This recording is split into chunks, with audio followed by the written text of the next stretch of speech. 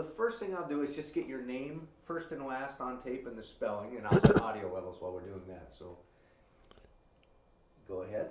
Robert Bergman, Bergman. Do you know if you have any relatives in Olympia? No, not that I know of. I work with Pete Bergman. Well, Marine biologist. He's probably Norwegian or Swedish. Yeah. My name is spelled incorrectly. Oh, is that right? Did it get changed? Years ago, because my dad came from England, but in England they changed it. It used to be Bergmann, German, and Dutch, which means mountain people. Ah, okay. So was it when they came over to America that they... Well, they did it in England. It was changed before. They'd been there long enough in England that the family had, but it had been changed. Huh. So now you grew up in Quilcene, just down... Well, I came down to the States and started high school in Quilcene. I went to grade school in Canada. My folks split sheets years ago, and my mother had to go back to help my granddad on the farm, so I went back with her and went to grade school in Canada. What part of Canada? Well, we were in a place called Cereal, Alberta, which is about halfway between Calgary and Saskatoon. What's it famous for? I mean, is it a wheat land or? Sorry. Wheat country, dust and grasshoppers. So did you leave there fairly young, or were you old enough to remember cereal? Oh, I can remember a lot about it. It was, hilly country. I mean, fairly hilly for after being. When you get into Saskatchewan, it's just like flat. But in Alberta, it starts to be rolling hills. They're not big hills, but they look like hills to us in those days. And cold in the wintertime and hot in the summertime. Exactly. Yeah, like you said, there's. And then of course we had the Dust Bowl when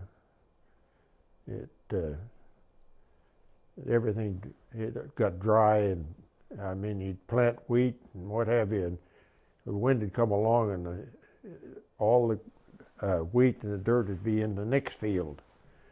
It wouldn't be in the field you planted in, it'd be over the next one, or else up against the fences.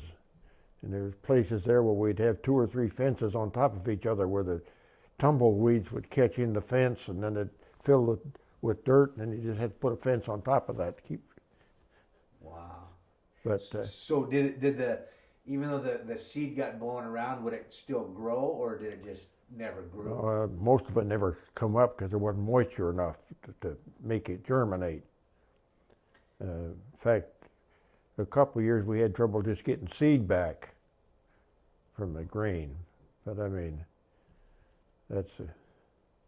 And then of course we had one year grasshoppers came in, and we'd had a fairly good spring, and the wheat had got up about 6 inches, and we see this cloud come in, and 2 days it was black. They just eat everything.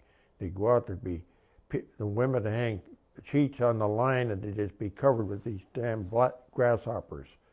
In fact, this may sound funny, but all that country is more or less uphill. I mean, you're down from the prairies, and you start up through where we were, was really, if you looked at the topography, it shows that there's a rise going up to the up to the Rocky Mountains. So I mean, the elevation kept changing. Didn't look like it, but it was so gradual. But we had trouble that the grasshoppers got bad enough that every once in a while the trains would get stopped. Wow. They'd run over them, get greasy on the tracks, and then they'd have to wait till the section crew come back and put more sand in their sanders to keep in the heavy loads going up. It was just great enough that the wheels would slip. That's how bad they got. So I suppose if you went outside or anything, they just... Oh, they were all over you. Ugh. Yeah.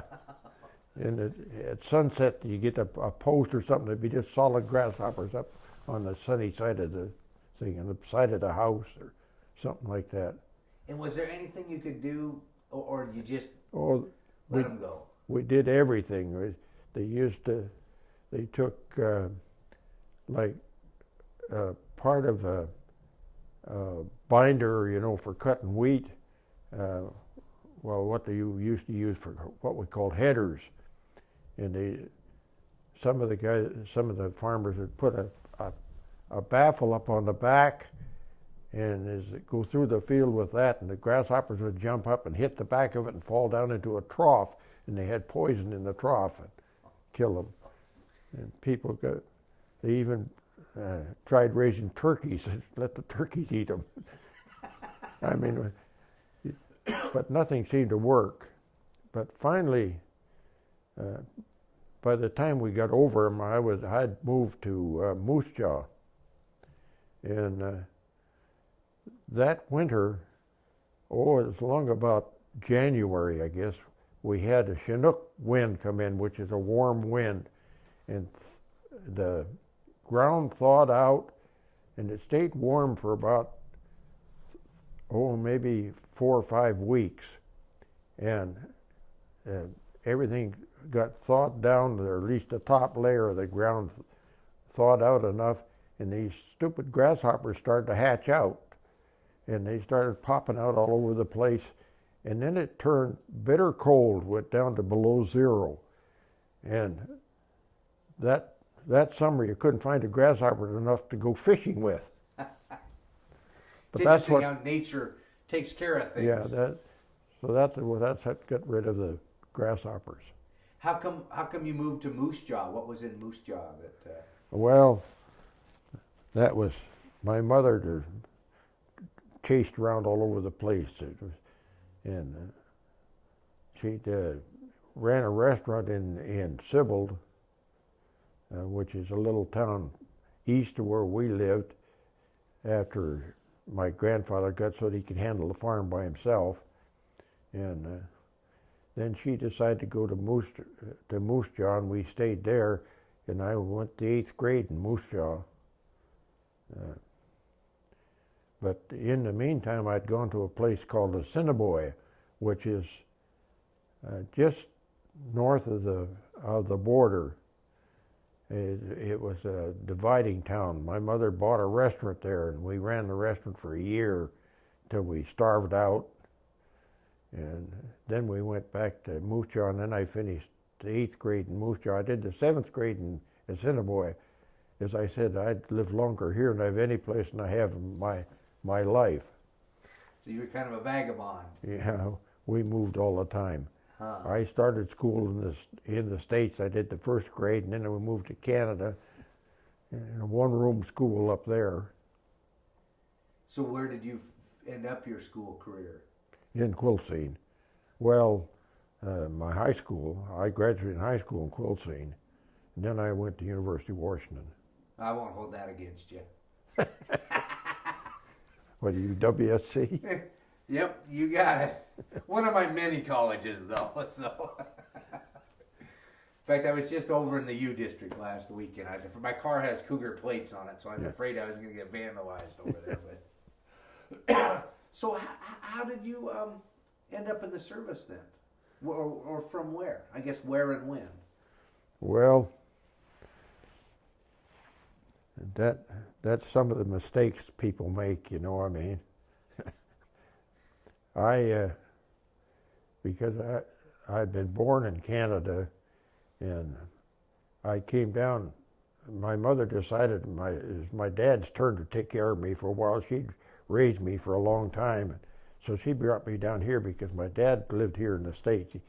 They had come down when I was about 4 years old. My dad was homesteaded in Alberta, and they come down to the States Well, then they got a divorce, and my mother had to go back to take care of her dad, my grandfather, and my dad stayed down here in the Seattle area. And so my mother decided it was his turn to take care of me for a while, so she brought me down and left me. And we'd come down on a visitor's permit, so I was illegally in the United States. Because you were a Canadian citizen, right? I was still Canadian, see. What year were you born in Canada? In 1919. So now you're down in the States on a visitor permit. Yeah. But they just left you. And so my dad,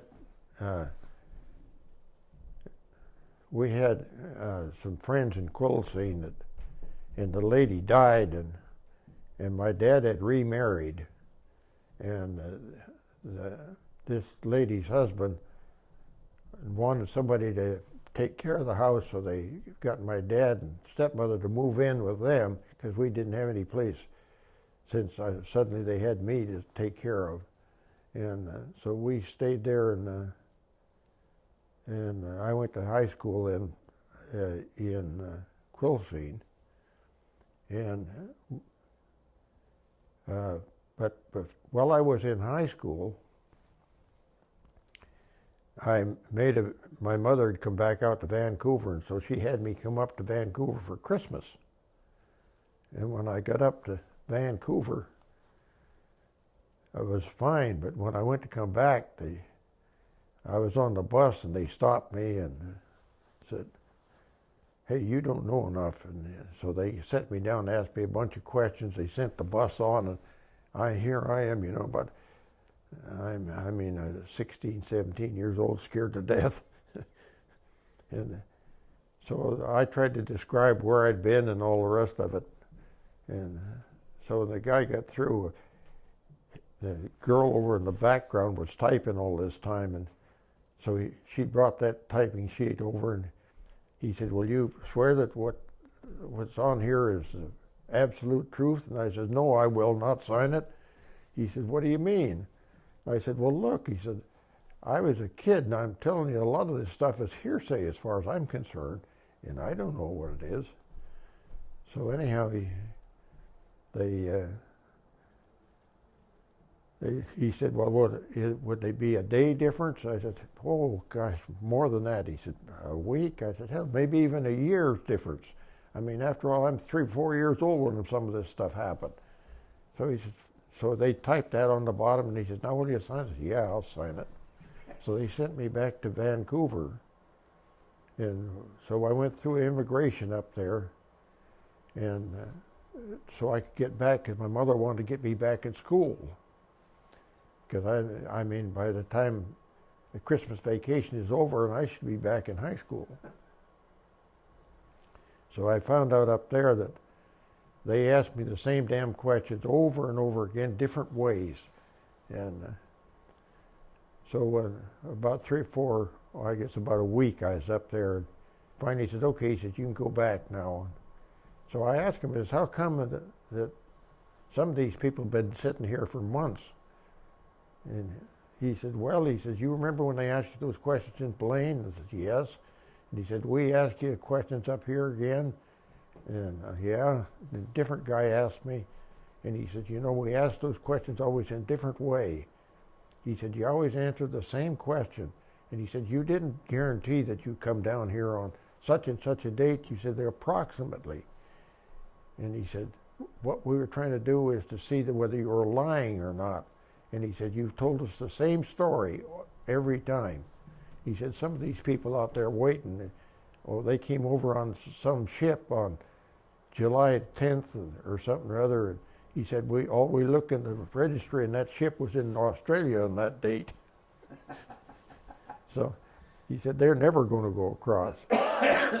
But he said that, now he said, when you get down, because my dad had taken out citizenships here, they said, "You can take American citizenship under your dad."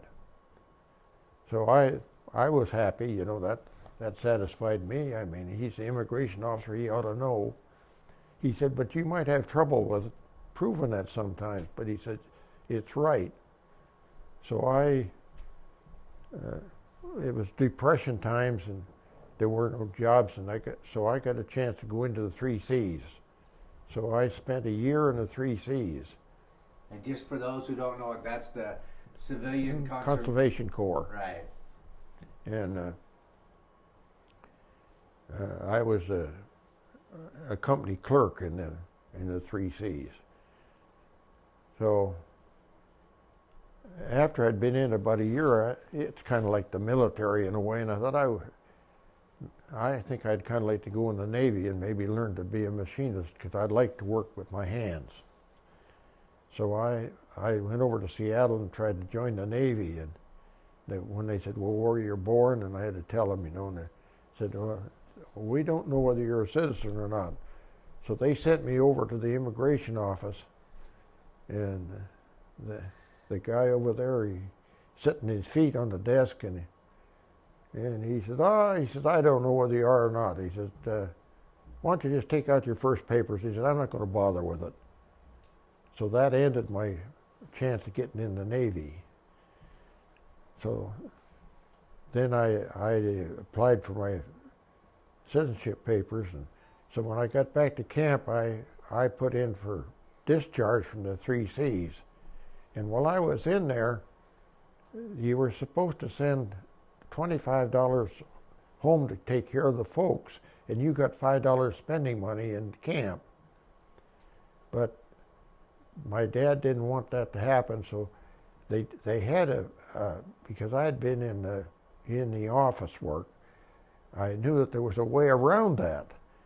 And so I had that $25 put into a savings account that I could use to go to school with. So when I got out, I got that year's $25 a month for a year as a nest egg. So I took that and then joined the University of Washington.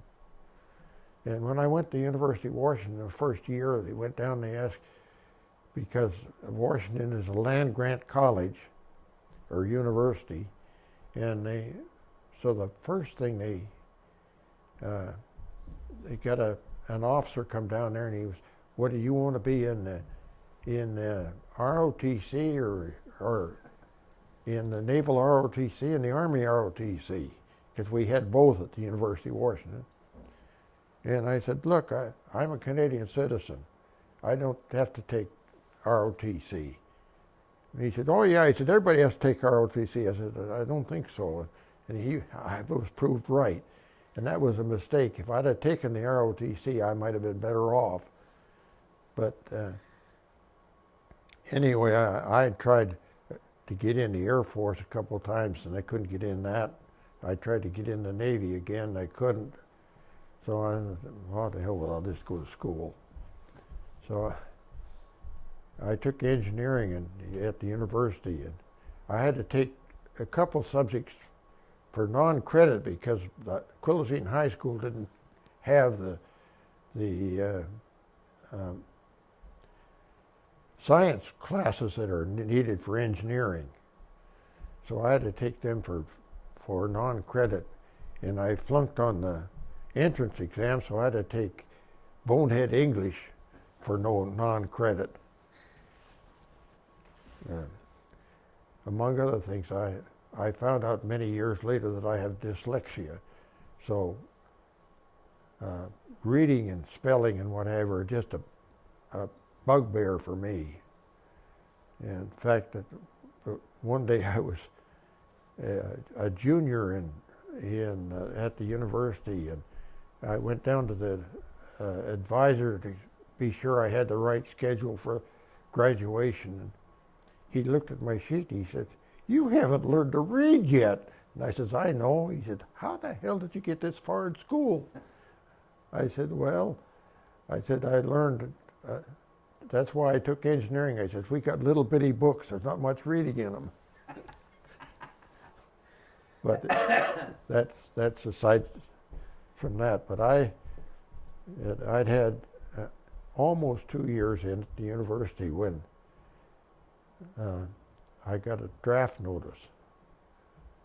In fact, I had gone down to the draft department and asked them when I might be drafted if I was, And we had a number system in those days, and you were picked in order. And the guy looked at my number and he said, "Oh," he said, "you'll be years before you'll be called." He said, "You're way down the list." I said, "Good, then I'll go back to school." So the next, I don't know, 2 or 3 days, I went back and paid my tuition. It was in the fall of the year. I went and paid my tuition for winter quarter, and that was in the end of November, the last week in November. And about the 1st of December, I get a notice to report to the draft board. I said, "Oh, rats." So I was about to contest this draft notice with all the trouble I'd had with the service, trying to get in, couldn't, and now they're going to make me get in, So anyhow, I was sitting there thinking I'd go down the next day and listen to the radio, and Pearl Harbor come along, and I thought, there's no use. Nobody will listen to you now, you know what I mean?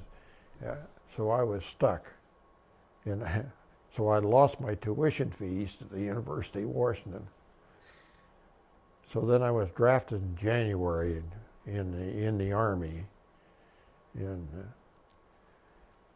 I was lucky in the Army, I guess, in that way. Had I gone to ROTC, I might have gone to officers training someplace rather, but I couldn't have made that anyway. But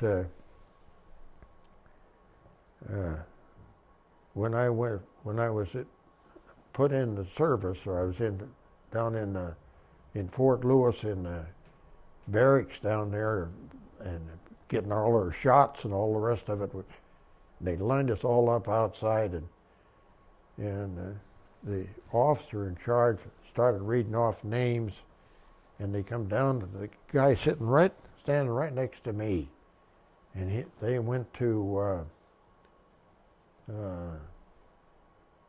I can't remember the camp now, but it was the infantry. He called my name. He sent me to Camp Callan, California, in the Coast Artillery, and he started on the guy next to me and went way down the line, all the same outfit in the infantry. And then they took another guy, and there was 12 out of us, out of 3 barracks, that went to Camp Callan, California. And I never knew why. The only thing I could figure out is that I was, at that time, about 22 years old. And they were taking more of these 18-year-olds for the infantry, younger guys. And I had, going to school, I had driven truck over east of the mountains, a semi-trailer, in the summertime to make a little extra money. So that was on my record, of course. Yeah. So did it seem like it was a lot of, and again, 22 at that time was old. Yeah. Because you got all these like 17, 18-year-old kids. Did it seem like it was a lot of the older people that were being sent out? They were older. In fact, one of them was an old retread, which was, he'd been in the regular army in Hawaii and had got out, and now he'd gone back in again. So but they sent us down to Camp Callan, which was a Coast Artillery outfit. And we had 155 millimeter cannons out there. And so we trained out there, took our basic training, and up and down the hills and what have you. And of course, I wasn't very happy with the Army. It didn't suit me too well. But when we got through basic training, they sent us to Camp Hahn, which is right next to which is now a big Marine base. And we were in Camp Callan, California, which is a big golf course now. But when we were up at Camp Hahn, the dust and dirt, we were only there for about a week. And they loaded us on the train, They put us in a anti-aircraft searchlight battalion, separate searchlights, and they loaded us onto a freight train and had a couple of cars, coaches up to the front, and the rest of it was all equipment, and sent us east. We ended up in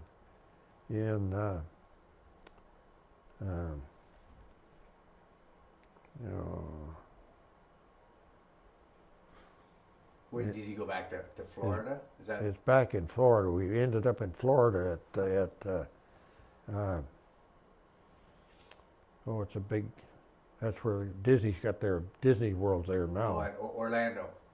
Orlando, Florida. Yeah. And we were assigned the air base there.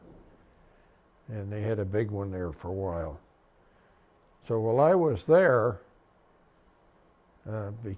when I went in the Army, I had to turn in all my papers and all that, to the service. So I had been in the service long enough, because you only had to be 6 months in the service and you get your final papers, So I said, well, I'll get my citizenship papers while I got a chance. So I went into the office and asked about it, and so they made arrangements for me to go to Miami to the immigration court down there to be made a citizen. And when they in the meantime, they decided that we were a new outfit. We were doing something that had never been done in the military before. They had what we call separate searchlights. In the past, there were searchlights with the 90 millimeter anti-aircraft guns. We didn't have a gun, nothing. I had a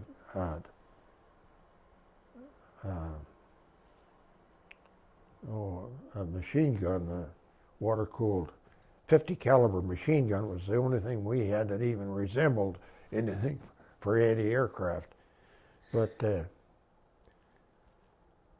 this general that had thought of this idea, the idea was that we were to shine searchlights on an airplane and then get two lights, both of them on the plane, and that would put the plane in a cross, and that daylight fighters then would come in and shoot the plane down because he could shoot at that cross. That was the idea. It never worked, but that's good theory. That was the theory anyway. But anyway, he got some way, he pulled some strings to get us sent overseas. So we broke camp and went up to Fort Dix, New Jersey. And while we were there, we were going through all these, getting ready to board ship, A bag and B bag, barracks bags, and going up the ramps and all the rest of that. And they called us out for formation one day, and they were going down the line, giving out what's going to happen. We're going to have A bag drill this afternoon. We're going to have something else the next day, and then something else the next day. So anyway, this sergeant come down there, and he's reading this sheet, and then he got through, he says, battery dismissed. He said, first of all, he says, is there anybody in here that's not a citizen of the United States? Battery dismissed, all in one word. And I said, no, I'm not. And he said, battery attention, who said that? And he comes storming down the line. He was a little B short, regular Army sergeant. And so he came down, and I said, I am. And he says, well, what do I do now? I said, I don't know, Sergeant. It's your question, not mine. So they sent me over to down to the office, and the office got me in a truck and sent me over to the provost marshal. And I got over there, and they had a warrant officer. And so he said, well, where's your passport? I said, never had a passport. He said, you had to have a passport to get in the country. I said, you don't have to come in out of Canada. All you have to have is a border crossing permit. And Well, he didn't know about that. Well, I said, you go find out. So, I mean, these guys are supposed to be experts. So anyway, he wanted to know where my papers were. I said, well, the Army's got them someplace. So he sent me back to camp, and the captain went through my record. He says, I can't find them any places. He says, where are they? I said, well, I know where they are. I said, they're down in Miami. What are they doing in Miami? And so I told him what we had tried to do. And I said, they were sent down there. So he said, okay. So he typed a letter out saying that's what happened. So I went back up, and this same warrant officer, he looks at that and he said, well, he said, I guess. So he called an officer in then, because he was over his head. So the two of them sat down there, and they didn't know what to do with me. They said, well, you sure that this is right? And I said, yeah. I said, I got my first papers. So they grabbed the regulations. They went through the regulations, and they'd say, no, we can't do that. Turn the page again. No, we can't do that. They turn the page again. They went, no, we can't do that. Ah, here, we'll make him a citizen for convenience of the federal government. So they took my picture and made up citizenship papers, and they sent me over with, there was about 25 of us, I guess, altogether, that out of all this Fort Dix, I mean, you know, not just our outfit, but many outfits getting ready to go overseas. And so they sent us over to Trenton, New Jersey, and before a judge, and he swore us in. And so after we got through, I said to the officer, says, what's all the fuss of making us a citizen all of a sudden now? He says, well, we can't send you overseas unless you're a citizen. I said, thanks a lot. He says, well, that's not quite right. He said, we can send you over, but he says, when the war is over, then that's where you're going to be, wherever it is, and then you've got to come back, immigrate through whatever the quota system is. And he said, it might make it a little rough.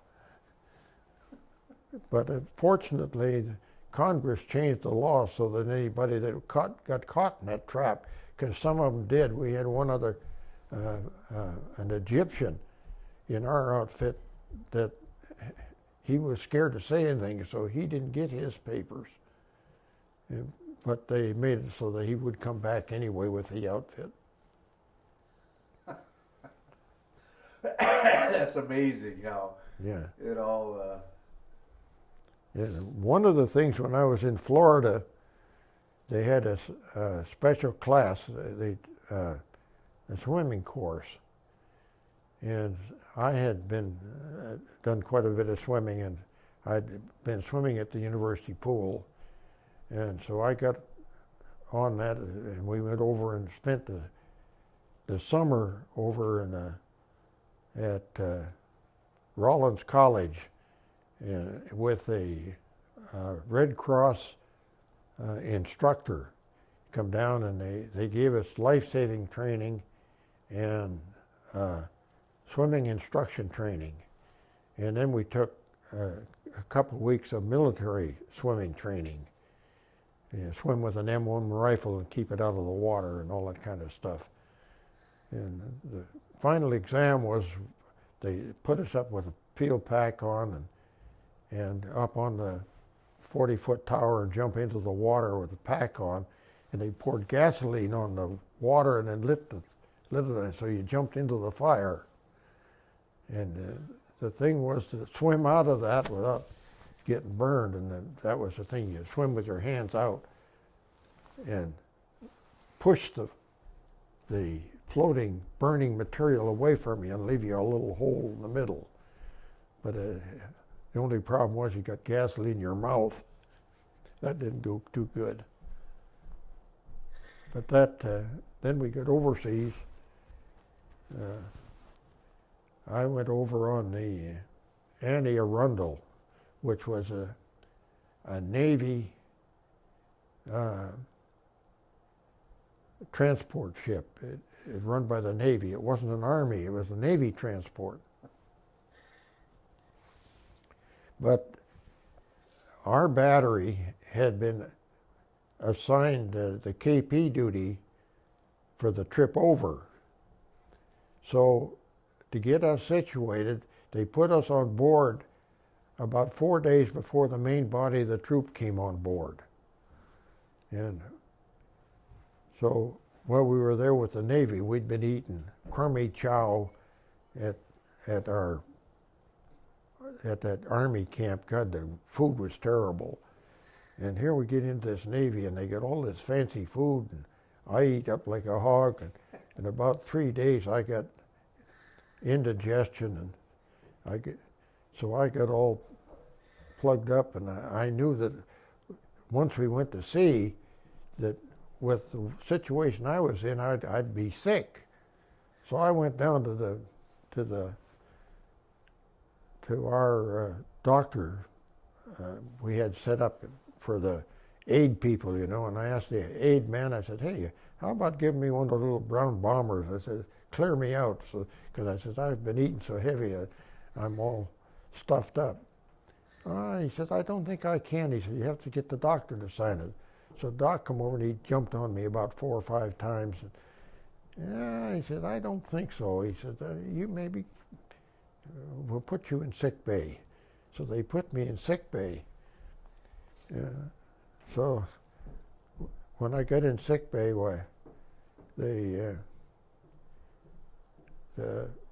ensign, who was the doctor in charge of the Navy people, and he said, no, he said, I don't think that's what's wrong with you.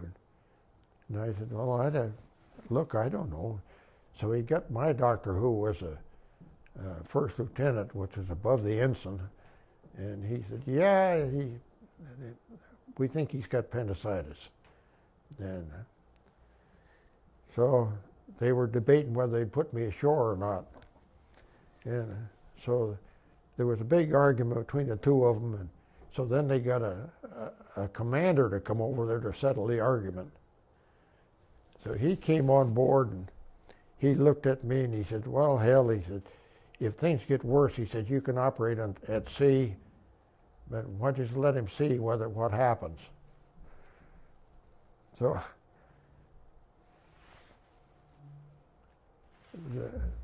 the next day, I guess it was, about the next day, we sailed. The rest of the troops come on board. So they put me in the middle of the night. Nature started to take its course, so I had to make a dash for the head. And so I did, and I come back, and I didn't say anything to anybody. So the next morning, the ensign come in, and he said, well, how are you feeling? I said, I'm feeling a lot better after getting rid of that last night. He said, what do you mean you got rid of it last night? So I told him about kind of loosey-goosey, and he said, well, that's what I thought was wrong with you. He said, well, you'll be better now. So he called the corpsman. He said, corpsman, come over here. He said, how come this is not on this man's chart? I said, don't jump on him. I didn't tell him I was going. So anyhow, they turned me loose.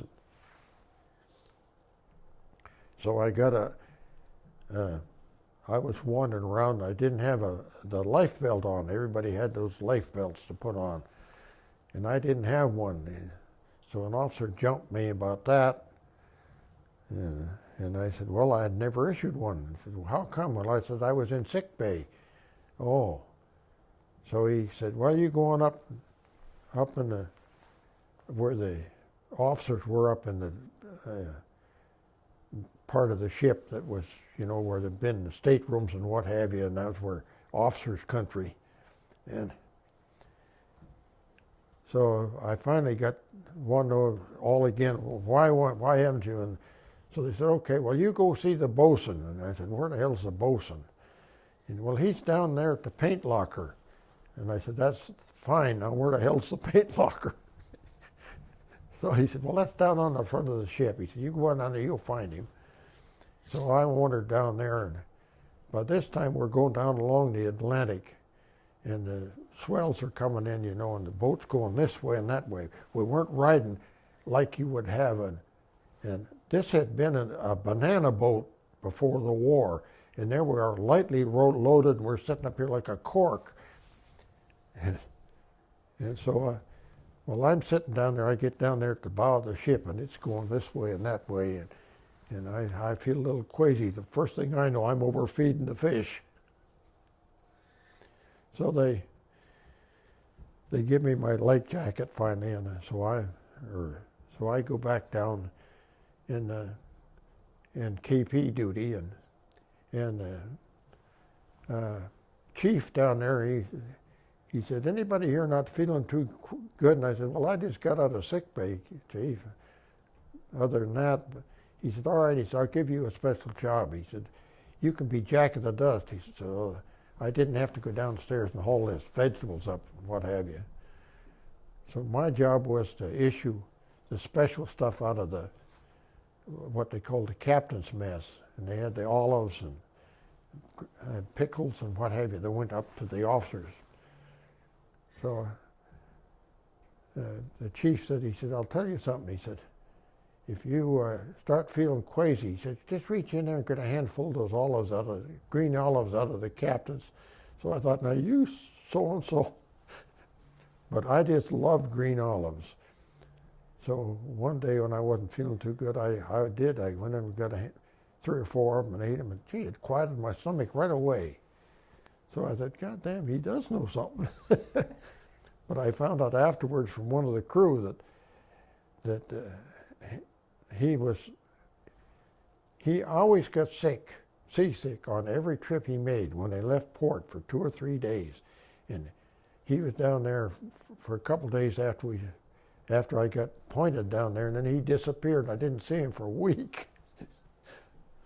But we landed eventually in Oran. It was shortly after Oran was taken. And so we got off the boat and watched let's get off of the ship, but walked by us, and went on up. And then after they left, then they marched it halfway up the damn hill. And after we got halfway up the hill, they loaded us into a bunch of ambulances that they were using for transport. Hauled us out into the boondocks in Algeria, dumped us off, and there you are, barracks bag and all. So I got separated. I was on duty, and so we eventually set up camp there, and we sat there, and it started to rain, and we had rainy weather, just terrible.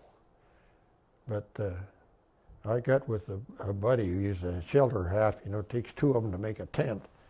So we each got our shelter halves, and I said, well, let's dig a trench around this thing in case it rains. And thank God I did. And we used our raincoats to go over the front of it to protect us. So we slept in that, and the trucks moving around, and the mess hall, the mud was about yay deep. And the trucks going through it, made it just kind of soupy, but there were rocks down underneath the mud. And every once in a while you'd step on one of those round rocks, and you'd see a guy going along with coffee and a mess kit, and whew, the whole works down flat on their back. And eventually they started getting their equipment in. Now we had crated all of our searchlights and radar equipment ready to come overseas. I don't know whatever happened to that. It never got to us. They sent us all brand new stuff.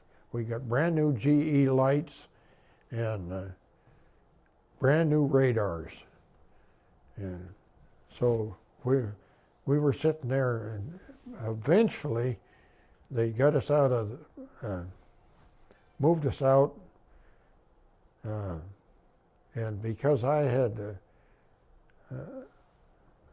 back in training, because of my experience of driving semi-trailers, they asked me to be a driver of one of the prime movers. They had these big whites. They were huge damn things. They called them 5-ton trucks in the Army, but I could just stand up and reach the radiator cap like that. But they had air brakes on them, and it had the power plant for the radar in the back, and it was hooked up to pull the radar was on a four-wheel trailer that come behind it. So that's why and they had asked me if I'd do it, if I'd volunteer to do it, but they'd promised to give us a T5 rating, which wasn't too bad for the Army. But the thing got... Did that take you off a searchlight then? And so now you'd be a truck driver and not a searchlight operator? Is that... Right. And a power plant operator, because I had to operate the power plant that was in the back of this truck. But because of the way the Army operates, they trained a bunch of guys on one set, and then when a new set come in, well, they'd get put on a new set, and then they just put Joes to do the Joe work. Well, I was always left to just do the Joe work, you know. So I never did get, and all these guys that went into the original training started getting ratings, you know, tech sergeants and so forth. And finally, one day, I noticed all these guys that were screwing up and getting ratings, and I'm sitting there reading the new list come out. I said, I guess I'm going to have to screw up like the rest of these guys. That's the only way you can get a rating. So the next day, my name was on the bottom of the list. The officer was standing behind me, our platoon officer. He heard me say that. But for all the time we were down there in Orlando, I was just in the motor pool, driving truck here and there. And I was assigned at one time to the air base, and although I was restricted because of my citizenship, I wasn't allowed on the radars, so they made me a truck driver, and I was assigned to the air base, and I took photographers out to take pictures of airplanes that crashed on the field, you know, that kind of thing. And I could get in the airplanes and see this Berry bomb site and all the rest of it, but I couldn't operate on the radar. So anyhow, we get overseas, and we see a radar set up out there, and the Arabs are swinging on the antennas. Yeah, that's the Army, you know what I mean. But after we left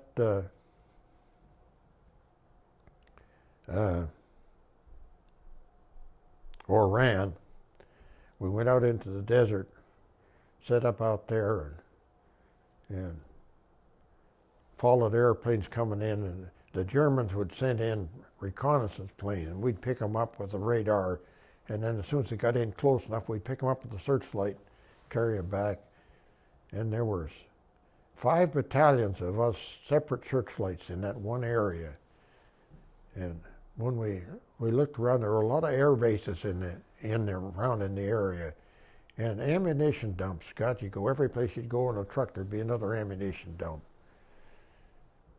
And so we used to wonder why the Germans weren't bombing down in there. Well, when we finally run the Germans out of North Africa, we picked up a couple Germans were running around loose. They'd got mislaid, and nobody had bothered to pick them up.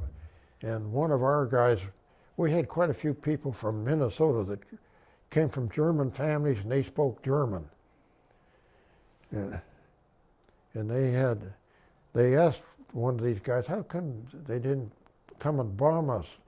They said, well, hell, you guys had too many anti-aircraft guns in here. And yeah, what happened? Because we had, each battalion had 20 lights, and they had 5 battalions of us in there. You know, I mean, this reconnaissance plane flying over, and these lights popping up from all over. So they said, yeah, well, we read in the manual that for every searchlight there's 3 90-millimeter guns, and so that must have been a forest of them. There was no one of them. We had 3 P-40s assigned to us to as our anti-aircraft, and there's never more than 2 of them would run at any one time. But it was fun anyway. So you scared them away just with the lights? What's that? The lights just scared them away then? They thought... Yeah, they thought there were so many guns in there that they couldn't, the flak could be so heavy they couldn't make it. So they never did come back. They just sent a reconnaissance plane over and we'd let him fly home. Pretty lucky. Lucky. And that was a new, like you said, they had changed the policy because before it would have been that way, wouldn't it? Well, it would have been that way, yeah. That was, this guy had this bright idea of having these daylight fighters with the searchlight, what they call a separate searchlight battalion. We didn't have gun 1.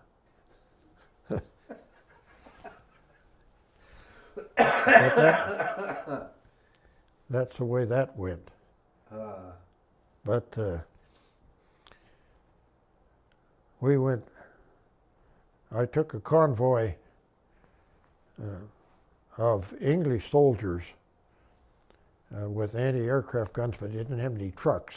So they borrowed us and our trucks, and we drove across country to Bizerti, and then they got onto LSTs and went across to Sicily. And that happened one time. We got over there, and when the British turned us loose, they left us without any rations. And so the sergeant that was with us in our trucks, we had to get back to our own outfit. So we went scurrying around to see if we could find some food. And we ran into a Navy operation with a mess hall. And so we went in there, and the chief says, "Hey, I can't feed you guys." He said, "I got enough strays in here as it is." And their setup was to pick up Navy personnel without a ship. Either they'd lost their ship or they got stranded on the beach for some reason or other. And that was, they went there, and that was what they were taking care of. And so we said, "Oh, come on, Chief, can't you find something? The goddamn people left us without any rations." And he said, "Well," he said, "I haven't got anything to feed you." He said, "Well," he said, "over there in that garbage can over there," he said, "that's a clean garbage can that we used to use to cook stuff in."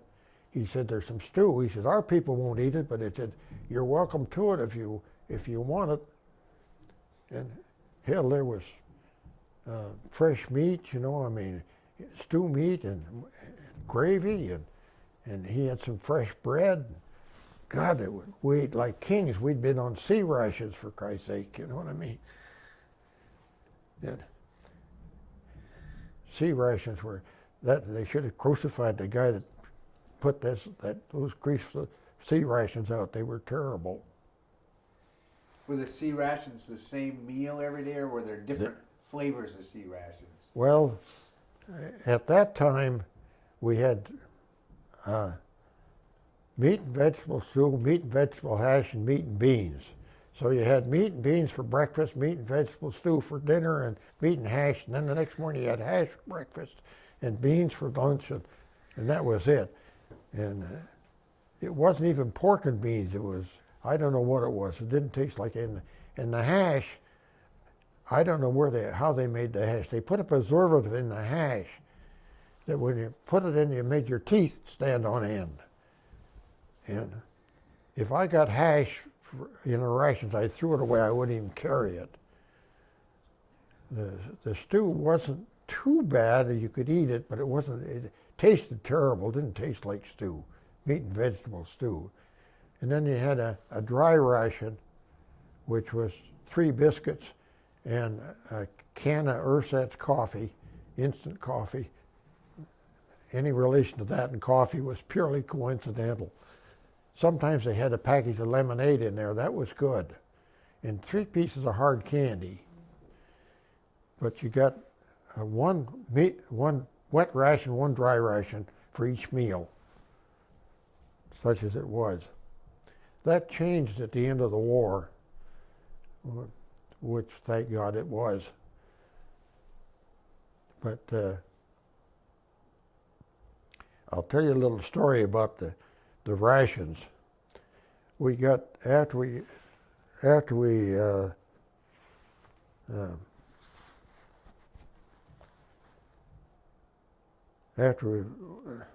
when we were in Algiers, they sent everybody back to Oran, and then they sent us with the trucks back to Algiers again.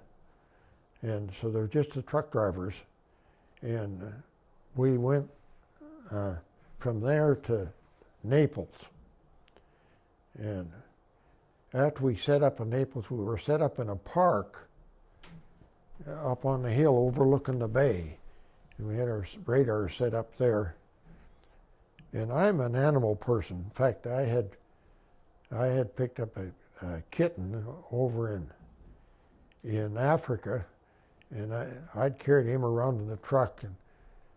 And when we were loading aboard the ship, he got separated into one of the other guy's trucks and went on a different ship, because we had too many trucks had about 5 ships, old Liberty ships, to haul all our gear. And the sailors on that ship stole the kitten. So we never did see him again. We lost him. But I was sitting there in this park in this dusty street, and this little kitten come crying across the road, and he was starved to death. You could see his ribs right through him, and as I say, I like cats. In fact, I like animals. So is my wife. We're big animal people. So I said, "You look like you're hungry, kid." So I called him, the kitten come over to me, and I petted him a little bit. I said, "I got something for you." And I opened up a can of that sea ration hash. I thought, there's a lot of meat in that. He'll like that. So I took the lid and put it down on the ground, and I put a spoonful of that hash on it, and the kitten made a dash for it. He run right over it and stuck his nose in it, and he backed off and looked at it, and then he took his paw and covered it up. Damn cat was smarter than we were. Did you name the cat? What? Did you give the cat a name? No, I never did. I don't know what happened to that one. He got lost. But when we loaded on they loaded us aboard ship, but we sat around. You're always sitting around waiting for something to happen, So I'm down there at all these trucks all lined up, radars and what have you, and searchlights, and all this garbage got to go aboard ship someplace. So eventually they get us down to the dock, and we had our radar, and the radar equipment, we had 3 vans, closed vans that held parts, spare parts for the radars. And also when we moved, we had to take the arms off of the radars. They were the big old-fashioned 268s.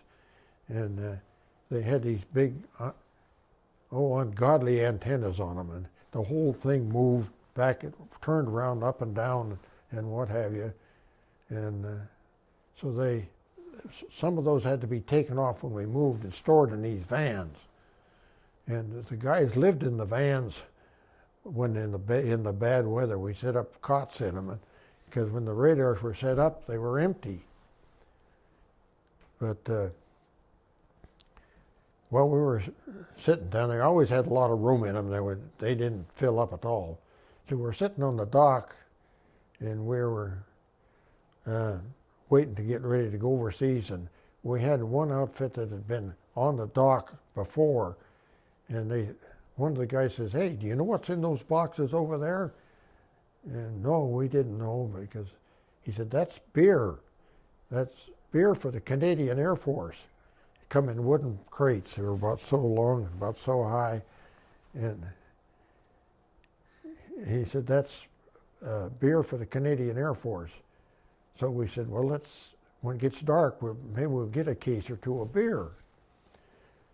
So somebody got anxious before it got dark and got over there, and the English, they were all stacked on an English semi-trailer. And the Englishman come along and he said, hey, he says, I can't, you guys can't. Oh, hell, come on. You guys will never miss a case of beer. And no, he said, I can't get out the gate. He says, they count every case when I go out the gate. He said, no way can I do that. And we kept on talking and talking. And finally he says, now if I didn't have anything on the trailer, I'd tear this ticket up and they'd load something else on it. So we said, oh hell, we can arrange that for you.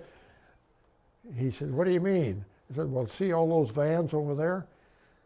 And they said, well, you can't get out the gate with them yourself. Well, we aren't going out the gate. We're going on that ship. And besides, nobody's allowed in those. Those are secret equipment in there. And so we just lock the vans and they'll never know the difference. Oh, he said, if that's right, he said, bloody officers don't need the damn beer anyway. So he hooked his tractor onto it and he drove by each van. We threw in 3 or 4 cases of beer in each one till we unloaded his trailer. So we went to sea with a trailer load of beer. And we had, after we got out in the middle of the Mediterranean,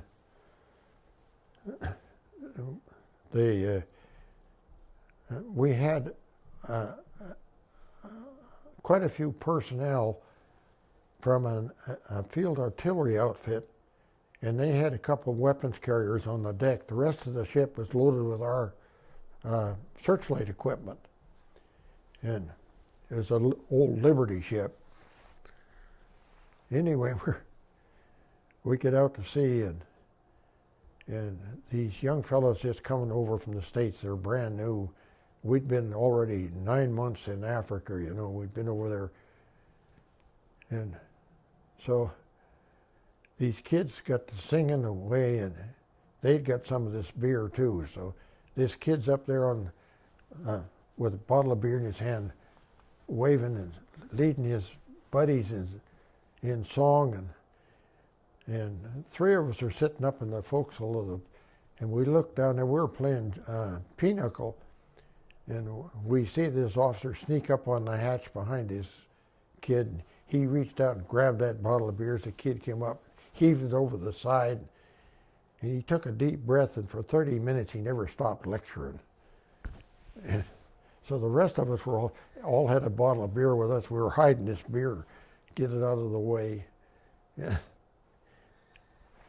So everything, this guy finally run out of steam. He was a colonel, I think, or a major. I guess he was a major. And all of a sudden we heard, "Major, are you quite through?" And we looked up, and it's the major out of our outfit. And he says, "Major," he says, "for your information," he says, "I'm the officer in charge of this convoy." Now, he said, if a bottle of beer will help these guys keep their minds off the German submarines out here in the middle of this Mediterranean, he said, "I don't think it hurts anything to have a bottle of beer." Now he said, "I don't want to see another bottle of beer go over the side. That'll be all, Major. Good day." And he turned around and walked off. Sputter, sputter, sputter. So we got up to Sicily, but we couldn't go into the port in Sicily because they had a typhus epidemic. So we went. I gotta hold that thought for just a second.